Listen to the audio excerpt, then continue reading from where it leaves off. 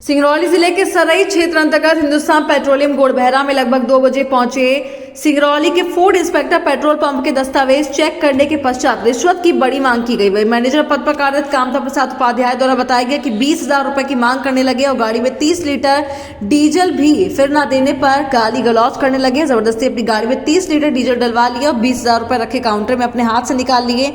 Manager के रोकने पर डराने धमकाने लगे, बोले हट जाओ सामने से नहीं तो गाड़ी चढ़ा दूंगा।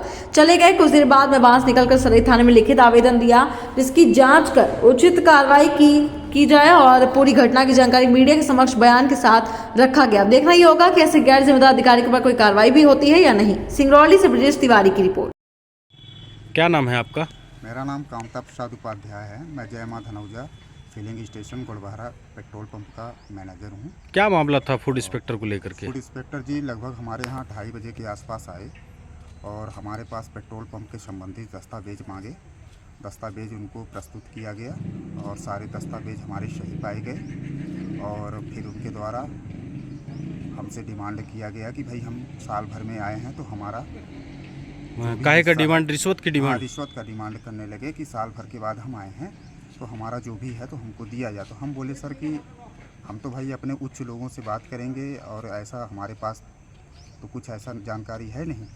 इसके बाद वो हमारे काउंटर पे बैठ करके धमकी देने लगे कि भाई हम आपका पेट्रोल पंप सील कर देंगे, नहीं आप हमको दीजिए, हमको पैसा दीजिए और रिश्वत के हिसाब से।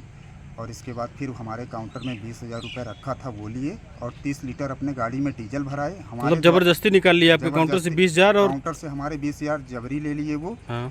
और 30 लीटर हमारे गाड़ी में डीजल डलवाए। 1,000 रुपये अपने ड्राइवर को भी बोले कि भाई हमारे ड्राइवर को भी उतना दूर से आया था, हमारे ड्राइवर को भी खर्चा दीजिए। 1,000 रुपये अपने ड्राइवर को दिलवाए, फ़ोनपे में दिलवाए। और मेरे द्वारा विरोध करने पर फिर वो बोले कि आप सामने आओगे तो मैं गाड़ी चढ़ा दूंगा और वो गाड़ी लेकर के भाग गए। दोनों लोग नशे की हालत में थे, शराब पी करके थे। और जब पैसा वगैरह लेने लगे तो मैं उनके पास थोड़ा वो किया कि भाई आप हमारे काउंटर से पैसा वगैरह न लीजिए। तो हमारे जितने CCTV वगैरह थे सारे तार केबल उन्होंने अपने हाथ से खींच करके निकाल करके फेंक दिए और पैसा लेकर के चले गए। ऐसा आप क्या चाहते हैं? हम ये चाहते हैं कि हमारा निष्पक्ष जांच किया जाए, हमारा जो मेन पैसा लेकर के गए हैं वो हमारा वापस कराया जाए और भविष्य में ऐसा किसी के साथ। अभी आप सरई थाने में आवेदन भी दिए? मैं सरई थाने में आवेदन दे चुका हूँ उनके प्रति कि भाई वो हमारे साथ गलत किए हैं, इसका निष्पक्ष रूप से जाँच किया जाए।